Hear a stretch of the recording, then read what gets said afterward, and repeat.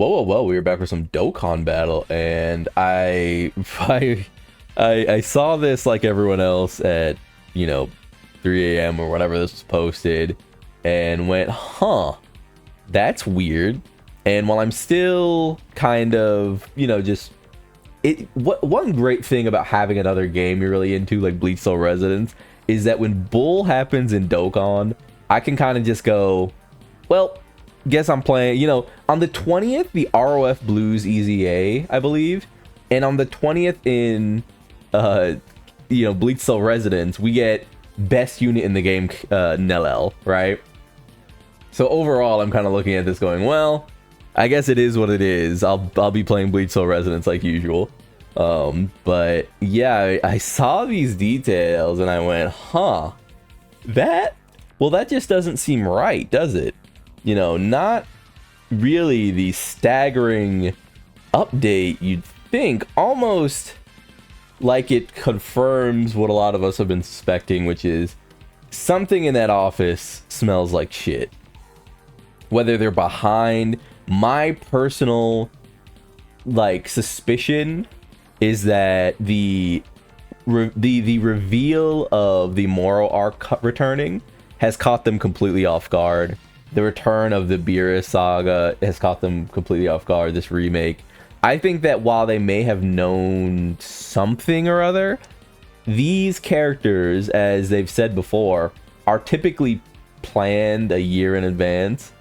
And, Matsu famously said we had everything planned until the 10th anniversary. So we are now in the 11th anniversary, right? And it seems like these characters that are usually planned, quite a bit of time in advance, were, fumbled in the case of the Daima Goku and the Daima Vegeta, right? To a lot of people, fumbles. To me, I thought that's fine. It's fine that the first Daima bits and bobs are not, spectacular, I guess, in the way that people wanted. I thought they were good. I think their kits are good. I think their animations are fine. Vegeta's especially are really good. But, definitely wasn't expecting Dokkan original animations for the first time Daima was going to show up in the game. But I do get the frustration. On top of that, the game seems to be doing very well as, top grossing wise. I mean, it's holding for 6 days.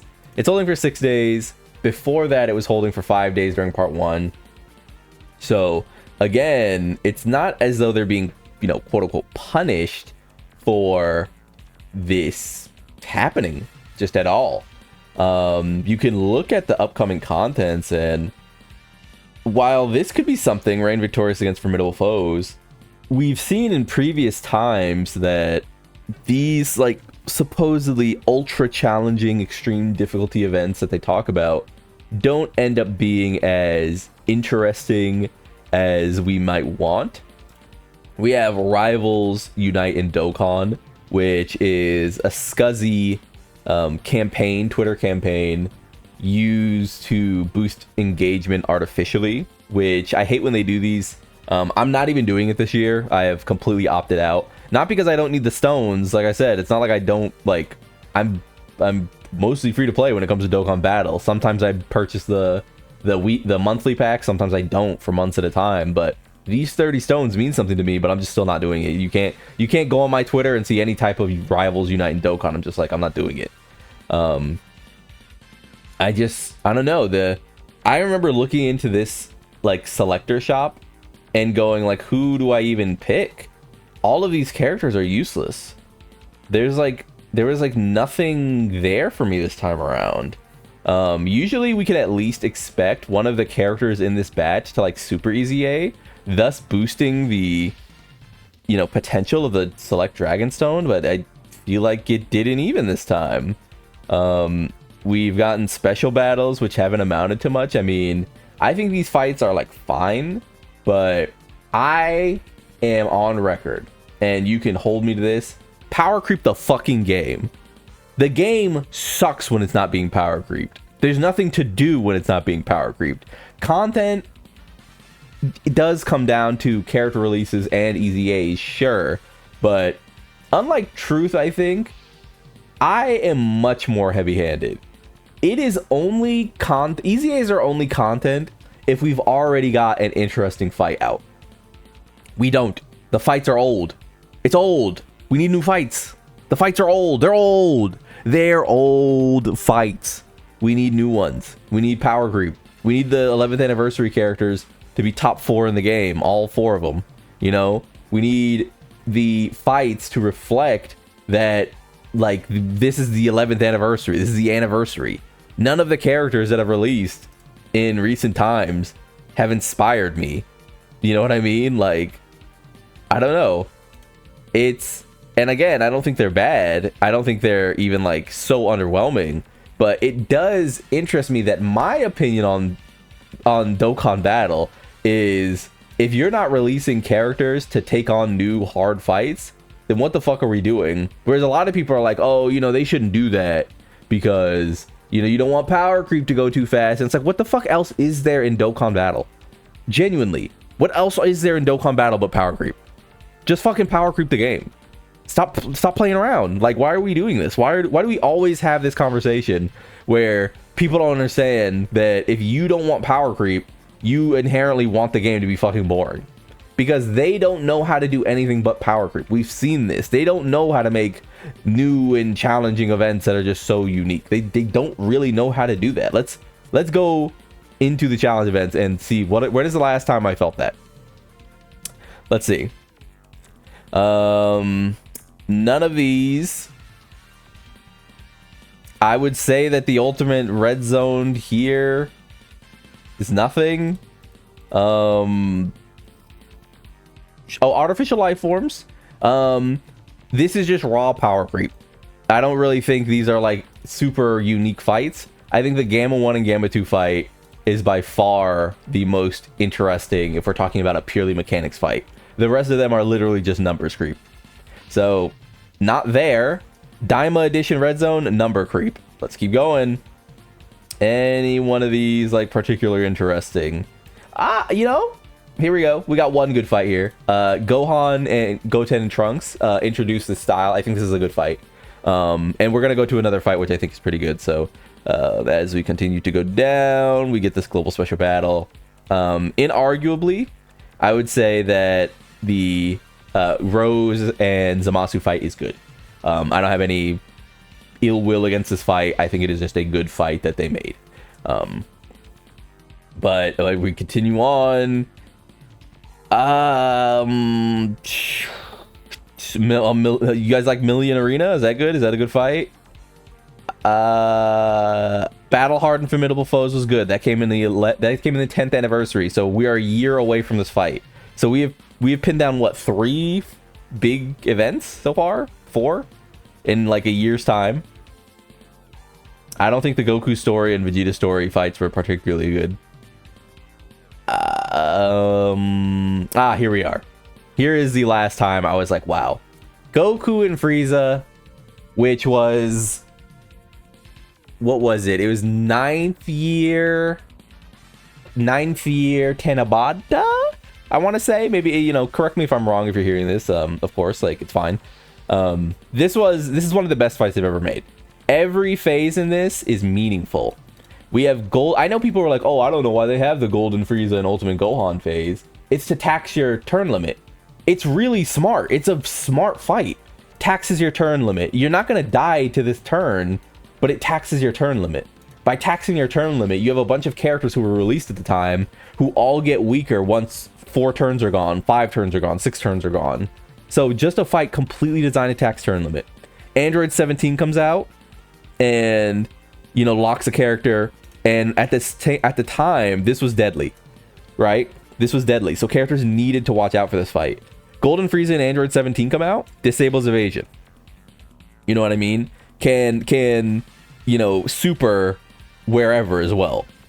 So like a disables evasion can super wherever. Characters needed to suddenly be able to dodge locking, but also take, you know, the final assault by Golden Frieza and Android 17. You know, we could have strong characters in slot 1, but was that slot 2 slot good? Did you need to use your revive here? Maybe you had to plan your revive around this role right here. That's why the 6 years, is that what they are? The 6 years where their EZA was very good. We go to the Miracle of Universe 7 comes out. Now you can dodge again. Now we're being introduced to reducing damage below a certain threshold. You know, we're being introduced to, you know, them losing defense but getting monster attack stats. Characters could tank this. There were some characters that could tank this. There are some characters that need to dodge this, but it only happens in slot 1, so you always know where the attack is coming, which means you could play around it accordingly. You know, that now your slot 2s and 3s, which were challenged here, are no longer challenged essentially, but that slot 1 slot is extremely important to get through. It's extremely important to break through, right? So I don't know. I like I said, I waited to make this video because I wanted the events to sort of pile in. While they could impress me, I'm not gonna lie. I'm not gonna sit here and be like, we have a few fights to get through still. So the greatest tour is here. We're probably gonna get 1 or 2 more challenge fights. We're probably gonna get the one that people voted on, but if I'm honest, the voted ones have never been very good fights. They've only done it twice now, I think. So whatever, like it's kind of whatever. I just think that the bigger question of our contents is like, what does the greater community, what does our smaller community want? Because that's what we're talking about essentially, is when I click through this list, everyone's like, oh my god, the 11th anniversary is so bad. And if we're going strictly off sales numbers, it's not. It's done really well by hitting top grossing for days at a time, like it always does. And it could be one of those things where at the end, you know, they're not allowed, like at the end the total sum revenue is worse than previous years, sure, but in terms of showing to Dokkan that they succeeded in making an anniversary, they just got told, everyone pulling on these 2 characters because of their animations, they just got told that they can do a little less, that they don't have to like fill these events with content, right? They confirmed that because they jingled the keys, Dokkan original animations, Dokkan original animations. They jingled the keys in front of us, and we all took it, right? Like we all took it. So, what is Dokkan supposed to learn from that, right? Like, they don't have to learn anything here. They got what they wanted out of this anniversary. Everyone got the keys jingled in front of them, and have been pulling on these characters non-stop for days and days. And even when people are like, oh my god, the Daima characters are so mid, guess what? They also got pulled on for days and days, right? It really makes you think, like, when it comes to the outer communities of Dokkan Battle, obviously you can't account for like the most casual of casual Dragon Ball fan, and there's nothing wrong with being a casual Dragon Ball fan. Please do not get in my mentions about that. But people were complaining, yapping, bitching because they did not want to see Super Saiyan 4 Gogeta Powercreep anymore. They bitched and bitched and bitched. They did not want to see Super Saiyan 4 Gogeta Powercreep anymore. They wanted this character to last forever. And guess what? He's lasting a long time because they're not moving the content forward. And if you're someone who's like, yeah, well, I want to be good but also get new hard content, what the fuck what is Dokkan supposed to do? I can sit in here and design fights that I think would be interesting for Dokkan to have, but ultimately Dokkan's gonna slop us up with more, you know, damage creep content. So you need to pick one. You know, Western man, do you want, or, you know, Western man or Western girl, you know, feminism, because, you know, we support everyone here. Do you want hard fights actually? Or do you just want Super Saiyan 4 Gogeta to last forever and to get keys jingled in front of you? It's okay to want the latter. I'm being so honest. But when we talk about the worst anniversary of all time, they seem to have assuaged all of the complaints that people make every year. They didn't power creep the game. Like, suddenly the game, it's bad that they're not power creeping it with hard fights. Have you noticed that? Like, for the last 6 months, all I've heard is that they need to not power creep this game. And now that we're here and they're not power creeping this game, all I'm hearing is, why aren't the anniversary units top 1, each of them? Why isn't there a new hard fight that kills all of our units? You know, what's gonna happen to us, our poor Dokkan souls?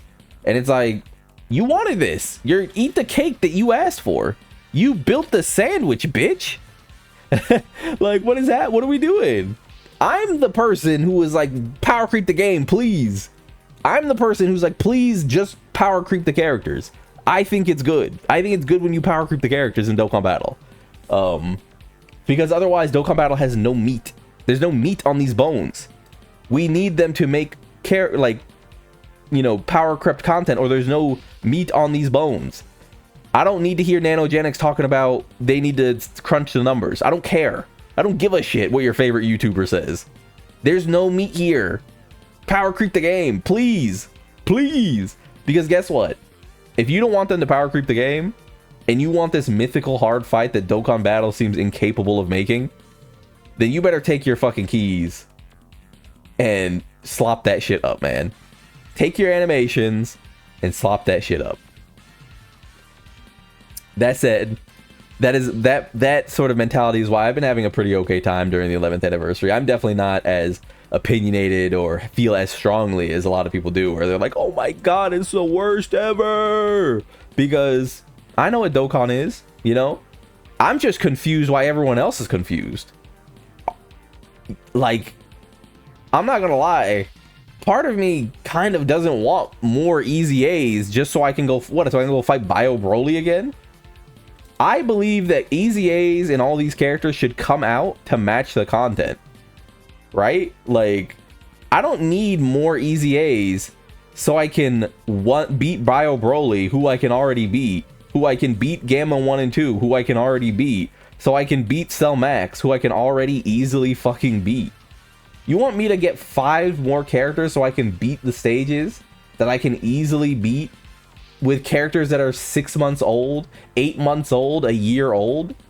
We've got old characters beating these stages. Why do I need Easy A's? Who cares? Who gives a shit? So hopefully they put out a new event that actually makes the game worth power creeping, worth doing, because in reality, I'm sorry, Monkey Paw Curl Dog, you guys got what you fucking asked for. Am I wrong? I don't know. With all that being said, though, like if you like the video, subscribe to the club, we all go make it, and peace.